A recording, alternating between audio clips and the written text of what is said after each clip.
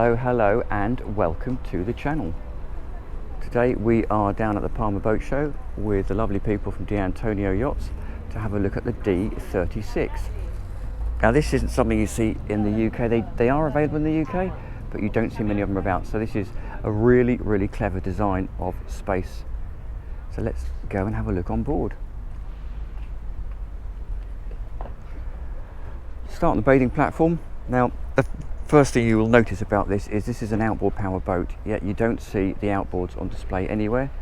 So normally outboards will sit on the back. They've actually set them into this aft sunbathing area here, which is a very clever design. So I'll start on the bathing platform down here, and what I will do is I will show you, I think, go the other side. So there's a button, I think, down here, but on the other side that motors this section up, which shows you the outboards, and I'll cut a video in.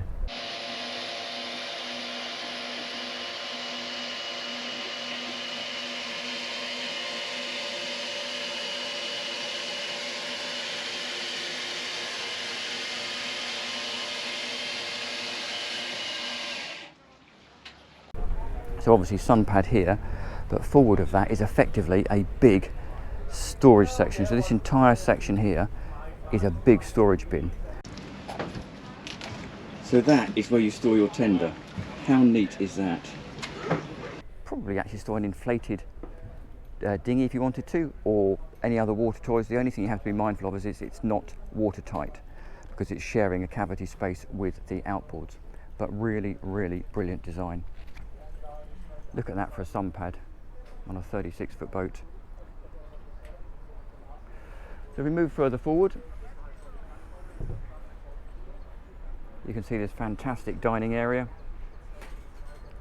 and the entire boat is designed for outside entertaining. Big sweeping run around of seats, obviously the table there, really clever little stool. So this stool effectively, if you want to, is a stool. If you want it out the way, turn it over, put the cushion inside, and then it slides back under there, completely out the way, freeing up this entire area for cooking. So there's a fridge under this one, big drawer under there, storage space in the moment over there, but you could put a fridge or an ice maker in if you wanted.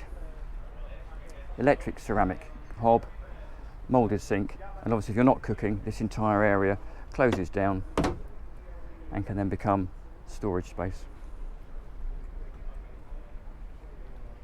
Massive overhead bimini, fixed bimini on a frame, but it is in fact a canvas top, so if you wanted to, you could take that out and have it completely open. There is also an option to extend that bimini right the way back using the poles that live in the tender garage. They fix into pegs in the floor down here, so you can bring that sunshade right the way back and completely cover the whole of this vast sun pad. Again, we talk about design and clever design. Look at the way that they've blended in the handrails with a little bit of teak capping, black section there to hide the speakers, and fender storage, something that's always a bit of an issue on any boat. So this recess here takes the fenders, because if we look over the side, the fenders are rectangular. So this slot here actually takes, I move over here, make it better angle for you. So that slot there takes 1, 2, 3 fenders, and when they're in there, they're completely flush. Such a clever design, such simple logic as well. If I move further back here, you'll see, still under the shade of that massive hard top, or soft top I suppose, is a set of 3 seats. Very much look like racing seats with the pop-up bolsters. Helm station. Now there's a number of options you can have on this. I say this particular one has got the outboards, 350s. There's a Simrad chart plotter there. You can have 2 screens if you want to, and then things like the Fusion stereo, bow thruster, Lenco trim tabs, and there's also an option, I believe, to have over here the joystick controller. Fantastic views. If you're on the helm station, that's an incredible view forward. And obviously if you're coming stern to as we are here, you've got a really good view of the back of the boat as well. Well, they've managed to squeeze the best of both worlds here, because this is a full walk around deck with surprisingly high bulwarks around here, but also they have cabin space. So if we look here, that's the fantastic sun lounger on the front. There is an anchor locker down here, and as you see, this cleat is up, this cleat is down, so it's really simple. If you want the cleat, you lift it up, simple as that.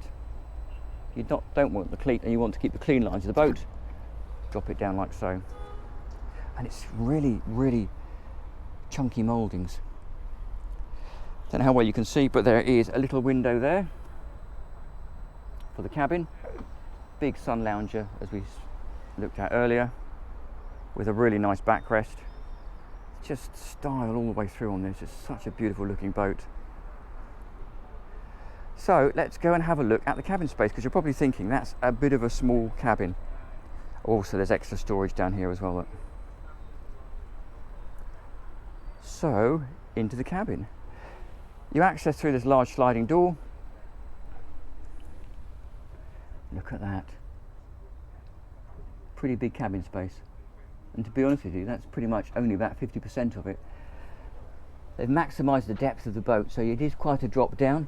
3 lovely teak steps take you in.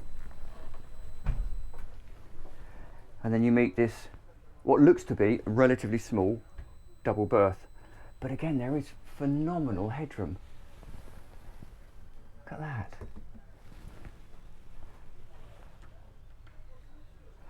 But what's clever about this berth, so that looks like a small berth, as I say, but this entire section here cantilevers up and out flat to basically take the bed right the way out, all the way across here and back down that side. You get a full-size double bed. But the clever thing is, during the day, when you're not using it as a bed, it gives you a little sofa seating area. Very stylish. Hull windows through there, opening vents onto the deck, and there's that forward window we looked at earlier. Really nicely finished, with some contrasting between the white GRP and the black, and then the teak inserts as well. Over on the port side, you have this really nicely designed, again, distribution panel for the AC and the DC volts. You can have inverters, generators, really down to you as the owner what you want to spec. There's those beautiful teak steps we came down, and you'll notice behind is another lounging area or sleeping area, depending on what you want. So at the moment it's set out for 2 single berths, but the nice thing is both sides you have those hull windows as well, so you've got light coming in through there. And if you want to, this midsection here slides forwards. I'll drop a quick picture in of what that looks like when it's out. It infills with cushions and then just slides back. Underneath that section, you'll notice there is a fridge, which is effectively a wine cooler, cleverly designed so that the wine bottles fit across.